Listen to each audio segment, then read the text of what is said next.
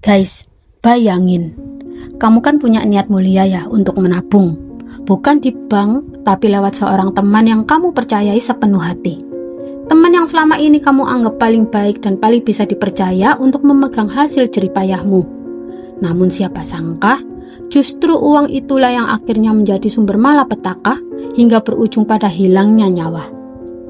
Dan itulah yang terjadi pada salah satu sahabat migran kita di Malaysia.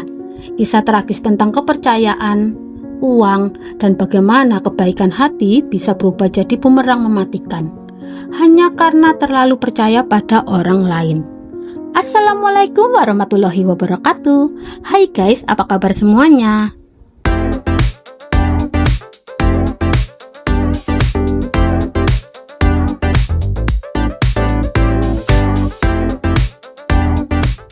Kembali lagi di channel aku, Ruth Fermiati, channel yang akan membahas semua rangkaian kisah nyata dari dunia pertekawaian dan pertekaian di seluruh penjuru dunia. Kisah nyata dari kalian wajib untuk aku suarakan, karena suara kalian terlalu berharga untuk dibiarkan diam. Sebelum kita masuk ke ceritanya ya guys, aku mau disclaimer dulu. Video ini saya buat bukan dengan niatan untuk melanggar kebijakan YouTube dalam bentuk apapun. Di sini, saya murni menceritakan kembali kejadian yang sudah diberitakan di berbagai media menjadi alur cerita, dengan tujuan sebagai bentuk edukasi dan pembelajaran bagi kita semua. Terkhusus untuk sahabat buruh migran di seluruh penjuru dunia. Semoga dari setiap kisah yang saya bawakan, kita bisa belajar untuk lebih berhati-hati dan waspada dimanapun kita bekerja. Ya sudah guys, nggak usah berlama-lama lagi ya intronya, langsung aja kita bahas ke ceritanya. Check it out.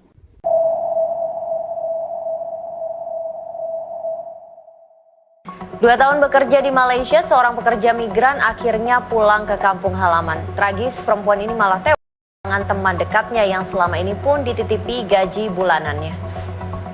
Ceritanya kayak gini ya guys. Pada awal Oktober kemarin, tahun 2025, hari Rabu pada pukul 8 pagi waktu Indonesia Barat, ada seorang pemancing yang berniat ingin memancing di Sungai Citarum, lebih tepatnya di Kampung Koreh Kotok, Desa Petaruman, Kecamatan Cihampelas, Kabupaten Bandung Barat. Si pria ini saat hendak memulai memancing, tiba-tiba matanya tertuju pada sesuatu yang mengambang di permukaan air. Begitu diperhatikan lebih dekat, ternyata itu adalah sosok tubuh wanita yang sudah tidak bernyawa. Dengan kondisi kepalanya tertutup jaket berwarna hitam. Panik dan ketakutan dengan apa yang baru saja ia lihat. Pemancing tersebut langsung melaporkan penemuan itu ke kantor polisi setempat. Sedikit fun fact ya guys tentang Sungai Citarum itu sendiri. Sungai ini memiliki panjang sekitar 297 km dan merupakan sungai terpanjang di Jawa Barat. Tapi sayangnya, nama Sungai Citarum sudah terlanjur tercoreng. Kabarnya ya, sungai ini dikenal sebagai salah satu sungai terkotor di dunia. Akibat banyaknya limbah rumah tangga, limbah industri, dan tumpukan sampah yang mencemari alirannya. Jadi nggak heran ya guys kalau sungai ini sering dijadikan tempat pembuangan barang bukti kejahatan, atau bahkan lokasi penemuan jenazah seperti kasus yang akan aku bahas kali ini. Nah, kita balik lagi ya ke kasusnya. Setelah pihak polisian menerima laporan dari warga, mereka langsung bergerak cepat menuju lokasi kejadian. Dari hasil penyelidikan awal dan pemeriksaan sidik jari, akhirnya terungkap identitas korban. Korban diketahui bernama Iis Nurparida, berusia 44 tahun, warga desa Telaga Sari, Kecamatan Kadungora, Kabupaten Garut, Jawa Barat. Karena beritanya masih tergolong hangat ya guys, belum banyak media yang mengulas secara lengkap siapa sebenarnya sosok Iis Nurparida ini. Apakah beliau sudah menikah, sudah punya anak, atau mungkin status pernikahannya sudah bercerai? Semuanya belum ada kejelasan sama sekali di pemberitaan. Tapi yang pasti, dari artikel yang saya baca, dulunya nih ya, Iis diketahui menempati sebuah rumah kontrakan dan di sebelah rumahnya itu tinggal seorang tetangga bernama Cahya Nurdiansa berusia 31 tahun. Karena tinggal bersebelahan, mereka jadi sering berinteraksi dan saling mengenal. Awalnya cuma sebagai tetangga biasa, lalu mulai sering ngobrol, bantu-bantu, dan akhirnya nyaman satu sama lain.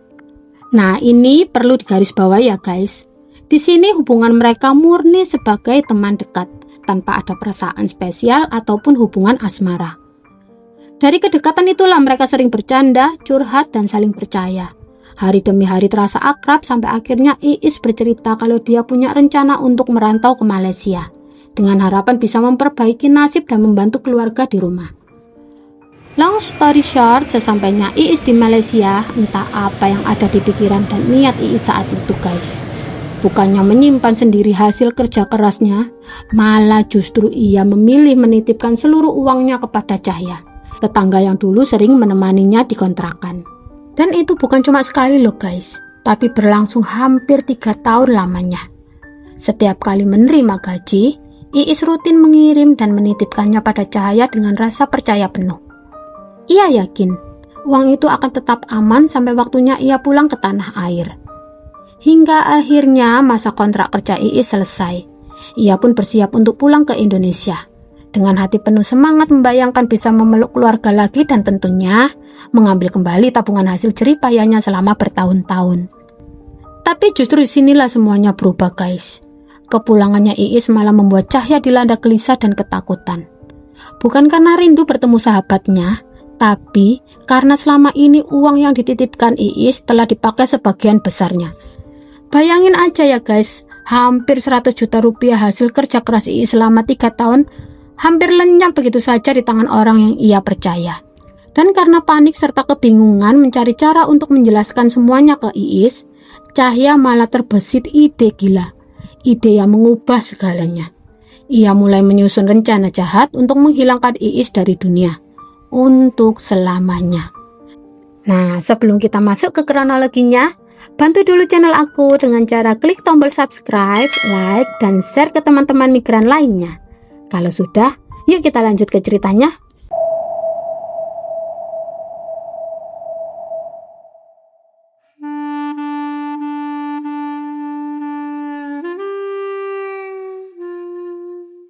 Ketika waktu Iis kembali ke Indonesia, ia pun mengabarkan rencana kepulangannya kepada Cahya. Entah Cahya menawarkan diri untuk menjemput, atau Iis sendiri yang meminta tolong agar dijemput. Yang jelas, dari sinilah semuanya mulai berjalan ke arah yang tidak pernah diduga. Sebelum Iis tiba di Indonesia, Cahya ternyata sudah lebih dulu menyiapkan rencana keji. Ia mengajak seorang temannya bernama Miftah Fahmi berusia 23 tahun untuk menemaninya menjemput Iis. Dan saat itulah ya guys, Cahya dengan jujur namun dingin menceritakan niat jahatnya kepada Fahmi dan meminta bantuannya untuk mengeksekusi Iis. Entah apa imbalan yang dijanjikan Cahya, entah karena uang, tekanan, atau hal lain. Tapi yang pasti, Fahmi akhirnya menyetujui dan ikut terlibat dalam rencana gelap itu. Hingga akhirnya tibalah hari di mana Iis mendarat di Bandara Soekarno-Hatta dengan menggunakan mobil Daihatsu Terios berwarna putih bernopol D1018 VBY. Cahya bersama Miftah meluncur menuju bandara untuk menjemputnya. Iis duduk di kursi penumpang bagian depan, sementara Cahya duduk di kursi kemudi, dan Miftah duduk di kursi belakang tepat di belakang Iis. Selanjutnya, dalam perjalanan menuju Garut, mereka sempat berhenti sebentar di rest area untuk beristirahat, lalu melanjutkan kembali perjalanannya. Dan disinilah ya guys rencana keji itu dimulai. Dengan aba-aba dari Cahya, Miftah langsung melilitkan tali jaket hitam ke leher Iis dari belakang, lalu menariknya dengan sekuat tenaga. Iis yang sama sekali tidak menaruh curiga langsung kaget dan panik. Ia berusaha melawan, berteriak sekencang mungkin, berharap ada seseorang di sekitar jalanan yang mendengar suaranya. Tapi sayangnya semua usahanya sia-sia. Di dalam mobil tertutup itu, jeritan Iis tenggelam oleh deru mesin dan jalanan yang sepi. Selama kurang lebih 5 menit lamanya, jeratan tali itu terus mengencang, membuat Iis perlahan kehilangan nafas, oksigennya terhenti, dan tubuhnya mulai lemas. Hingga akhirnya Iis Nurparida menghembuskan nafas terakhirnya.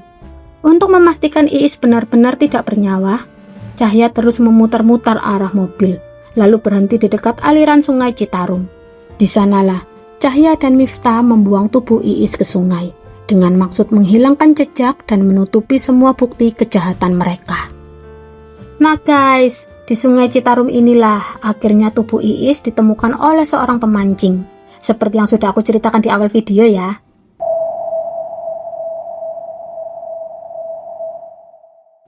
Setelah mendapatkan laporan dari warga tentang penemuan jasad tersebut, petugas Polres Cimahi bersama tim Inafis Polda Jawa Barat langsung bergerak cepat ke lokasi kejadian dan melakukan olah tempat kejadian perkara. Area di sekitar Sungai Citarum segera diamankan. Petugas mulai memeriksa setiap detail, mulai dari posisi tubuh, kondisi pakaian, hingga jejak benda di sekitar lokasi. Setelah proses olah TKP selesai, tubuh Iis dibawa ke Rumah Sakit Sartika Asih untuk dilakukan autopsi, guna memastikan identitas dan penyebab pasti kematiannya. Awalnya, korban memang sulit dikenali ya guys, karena tidak ditemukan satupun identitas pribadi di lokasi. Tapi setelah melakukan proses pemeriksaan forensik dan pencocokan data, akhirnya terungkap bahwa wanita tersebut adalah Iis Nurparida. Hasil otopsi juga memperjelas penyebab kematiannya. Iis meninggal dunia akibat kehabisan oksigen yang disebabkan oleh jeratan tali di lehernya. Setelah itu, pihak kepolisian melakukan penyelidikan lanjutan dengan menelusuri awal kedatangan Iis di Bandara Soekarno-Hatta, Jakarta. Dari rekaman CCTV bandara, terlihat jelas jika Iis dijemput oleh 2 orang laki-laki dan salah satunya diketahui merupakan teman dekatnya sendiri. Berdasarkan temuan itulah, jajaran Satreskrim Polres Cimahi segera melakukan pengejaran terhadap 2 orang terlibat, yaitu Cahya Nurdiansah dan Miftah Fahmi Abdul Hakim. Polisi langsung bergerak cepat guys, melakukan pemantauan, pelacakan selama beberapa hari, hingga akhirnya kedua tersangka berhasil ditangkap di 2 lokasi yang berbeda. Cahya diamankan di Desa Nagrak, Kecamatan Pacet, Kabupaten Bandung. Sedangkan Miftah diringkus di Desa Biru, Kecamatan Majalaya, Kabupaten Bandung. Dari hasil penangkapan tersebut, polisi menemukan sejumlah barang bukti penting yang semakin memperkuat dugaan pengeksekusian berencana. Barang bukti itu antara lain 1 unit mobil Daihatsu Terios putih, tali jaket hitam yang digunakan untuk menjerat korban, pakaian korban, 2 setel pakaian pelaku, serta 2 tas milik korban berwarna kuning dan merah. Saat dilakukan pemeriksaan dan interogasi, Cahya akhirnya mengakui seluruh perbuatannya. Di hadapan petugas, Cahya mengaku menghabisi nyawa Iis karena uang yang dititipkan korban telah habis digunakan. Selama hampir 3 tahun, Iis rutin menitipkan gajinya hingga total mencapai 100 juta rupiah. Dari jumlah itu, sekitar 80 juta sudah ia pakai untuk kehidupan sehari-hari. Karena kebingungan dan takut menghadapi kenyataan, Cahya mengaku tidak tahu bagaimana harus menjelaskan semuanya kepada Iis. Hingga akhirnya, ia nekat merencanakan pengeksekusian tersebut bersama Miftah. Atas perbuatannya, Cahya Nurdiansah berusia 31 tahun dan Miftah Fahmi Abdul Hakim berusia 23 tahun dijerat dengan pasal 340 KUHP tentang pembunuhan berencana serta pasal 339 KUHP junto pasal 365 KUHP tentang pencurian dengan kekerasan. Ancaman hukumannya untuk keduanya sangat berat ya guys, yaitu pidana mati atau penjara seumur hidup. Nah, gimana menurut kalian tentang kasus yang barusan kita bahas ini? Oh iya, kalian notice nggak? Setelah aku baca-baca lagi ya guys, ternyata ada beberapa kejanggalan di kasus ini. Menurut pengakuan pelaku kan ya, Cahya bilang kalau Iis pergi merantau ke Malaysia tanpa sepengetahuan keluarganya. Tapi anehnya, menurut keterangan keluarga, pada tanggal 27 September sebelum pulang ke Indonesia itu Iis sempat mengabari mereka loh. Dari situ sudah kelihatan banget kan, ada ketidakkonsistenan dalam pengakuan Cahya. Terus yang kedua, soal uang titipan Iis. Cahya bilang totalnya hampir 100 juta kan ya, tapi yang terpakai cuma 80 juta rupiah. Kalian percaya nggak? Kalau aku pribadi sih agak sulit menerima logika itu. Dari kasusnya Mbak Iis ini, kita bisa belajar bareng-bareng ya guys, bahwa kalau sudah menyangkut urusan uang, jangan pernah 100% percaya pada siapapun. Karena, jangankan teman atau saudara ya, orang tua sekalipun bisa hilaf kalau sudah berurusan dengan yang namanya uang. Jadi buat teman-teman buruh migran di seluruh dunia, yuk mulai lebih bijak dan hati-hati dalam mengatur keuangan selama bekerja di perantauan. Jangan sampai hasil kerja keras kalian dan lelah kalian yang bertahun-tahun berakhir sia-sia hanya karena salah menaruh kepercayaan. Ingat ya guys, yang namanya apes itu nggak ada di dalam kalender. Terima kasih sudah mendengarkan kisah ini sampai selesai. Semoga kita semua bisa mengambil pelajaran dan nggak cuma nonton tapi juga merenung. Kalau kamu suka dengan kontenku seperti ini, bantu channel aku ya untuk terus berkembang. Sekarang kita lagi dalam perjalanan menuju 500 subscribers. Dukungan dari kalian sangat berarti buat aku.